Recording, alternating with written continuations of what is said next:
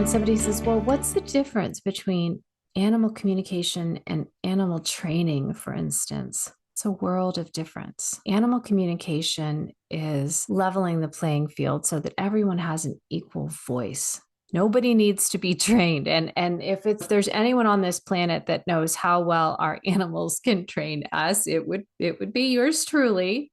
I have kept company with many, many animals over the decades, and they have all trained me pretty quickly and fairly thoroughly. And I never even knew it was happening for most of it. We may need training. It may not be our animals who need the training at all. In fact, often we're the ones who are just missing all the obvious signals and signs. And so we're the ones that need training the most. Our animal may need some training. As with animal communication, often I am speaking with animals that have had some kind of trauma in their past. They have had some abuse, or they have been abandoned or relinquished, or they've come from families where that family has gone through some kind of crisis, or they haven't been able to get along with somebody else in their interspecies family, human or non-human. And so that animal may be coming in with some trauma or some emotional disruption that has kind of temporarily changed the nature of their character and how they are able to be in their home space, with their people, with other animals in the family. When I first got my new cockatiel, Petal, I automatically assumed that she would respond to millet as a training treat.